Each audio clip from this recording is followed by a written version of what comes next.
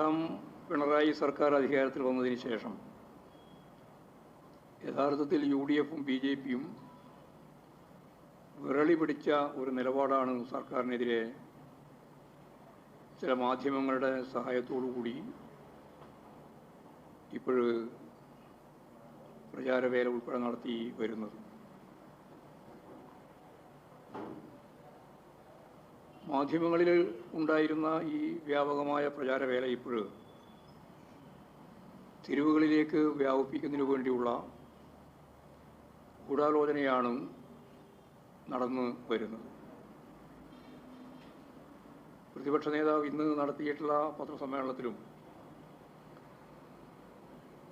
ഞങ്ങൾ അതിശക്തിയായി കടന്നാക്രമിക്കും എന്ന് തന്നെയാണ് വിശദീകരിച്ചത്. അപ്പോൾ സ്വാഭാവികമായിട്ട് പാർട്ടികൾ തമ്മിൽ പരസ്പരം ഇതുപോലുള്ള വാക്തർക്കങ്ങളും ചിലപ്പോഴൊക്കെയുള്ള ഏറ്റുമുട്ടലുകളൊക്കെ കേരള ചരിത്രത്തിൽ ഉണ്ടായിട്ടുള്ള കാര്യം തന്നെയാണ്.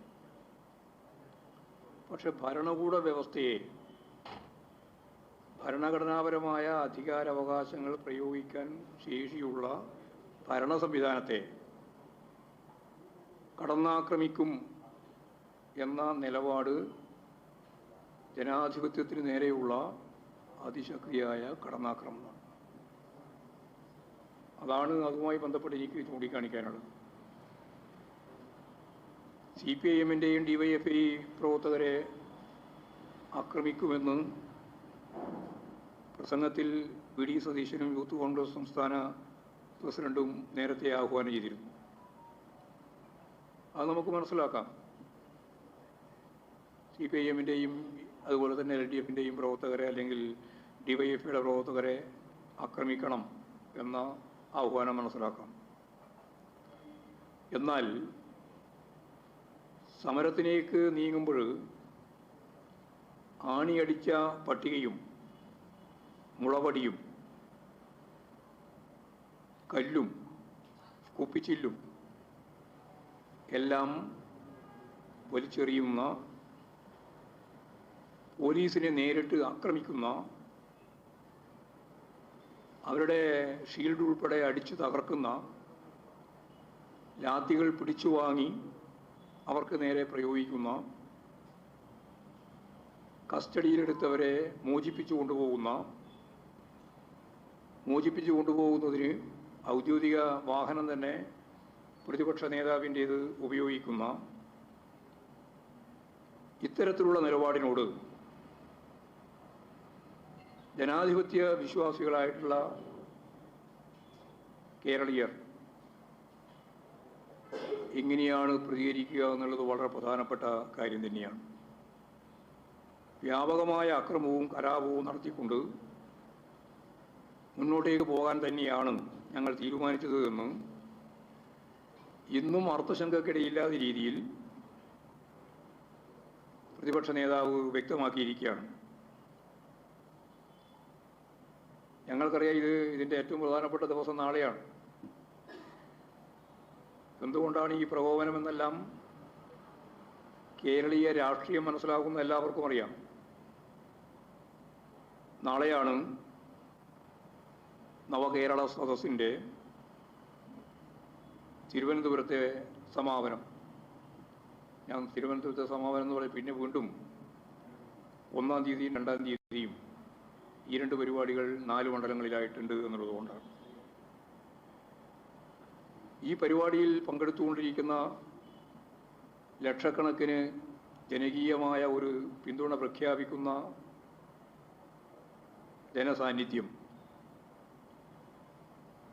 എന്തെല്ലാം പ്രചാരവേല നടത്തിയാലും പോലീസിനെ നേരിട്ട് ആക്രമിക്കുന്ന നിലപാട് UDFൻ്റെ ഭാഗത്ത് നിന്ന്, പ്രത്യേകിച്ച് കോൺഗ്രസിൻ്റെയും യൂത്ത് കോൺഗ്രസിൻ്റെയും KSUവിൻ്റെയും ഭാഗത്തു നിന്നെല്ലാം ഉണ്ടായാലും അതൊന്നും ഇതിന് പകരമാകുന്ന ഒന്നല്ല.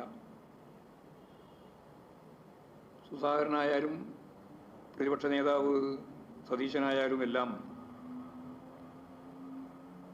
ഈ ജനകീയ മുന്നേറ്റത്തെ, നവകേരള സദസ്സിലേക്കുള്ള ജനകീയ ഒഴുക്കിനെ പ്രതിരോധിക്കാനാവും ഇത്തരത്തിലുള്ള കോപ്രായങ്ങൾ കൊണ്ട് എന്നാണ് അവർ ആഗ്രഹിക്കുന്നതെങ്കിൽ അത് കേരളത്തിലെ ജനങ്ങൾ കൃത്യമായിട്ട് മനസ്സിലാക്കും എന്ന് തന്നെയാണ് അത് സംബന്ധിച്ച് പറയാനുള്ളത്. ഇപ്പോൾ UDF മേൽക്കൈ നേടാൻ കോൺഗ്രസ് നടത്തുന്ന ശ്രമത്തിൻ്റെ ഭാഗമായാണ് യഥാർത്ഥത്തിൽ ഇത്തരം കോപ്രായങ്ങളെന്ന് അവരെ പിന്തുണക്കുന്ന മാധ്യമങ്ങൾക്ക് പോലും വ്യക്തമാകുന്ന സ്ഥിതിയാണ് ഉണ്ടായത്. ഇപ്പോൾ സംസ്ഥാനത്തിലുടനീളം കലാപമുണ്ടാക്കുക എന്ന ലക്ഷ്യത്തോടെയാണ് ഇത്തരം പരിപാടികൾ അവർ ആസൂത്രണം ചെയ്തിട്ടുള്ളത്. യൂത്ത് കോൺഗ്രസിൻ്റെ വ്യാജ തിരിച്ചറിയൽ കാർഡ് നിർമ്മിതി അതൊരു വലിയ നിയമപ്രശ്നമായിട്ട് നമ്മുടെ മുമ്പിൽ നിൽക്കുകയാണ്. ആ ഒരു സന്ദർഭത്തിലാണ് അതുവഴി തിരഞ്ഞെടുക്കപ്പെട്ട സംസ്ഥാന പ്രസിഡന്റ് ഉൾപ്പെടെ വലിയ കലാപാഹ്വാനം നൽകിയിട്ടുള്ളത്. യൂത്ത് കോൺഗ്രസിൻ്റെ പോലീസ് ആക്രമിക്കുന്നതിനുള്ള, പോലീസിൻ്റെ നേരെ കടന്നാക്രമിക്കുന്നതിന് വേണ്ടിയുള്ള നേതൃത്വം ഈ യൂത്ത് കോൺഗ്രസ് വ്യാജ തിരിച്ചറിയൽ കാർഡ് മുഖേന ജയിച്ചു വന്ന സംസ്ഥാന പ്രസിഡന്റിൻ്റെ ഉൾപ്പെടെയുള്ള നേതൃത്വത്തിലാണെന്നുള്ളത് വളരെ ഗൗരവമുള്ള പ്രശ്നം തന്നെയാണ്.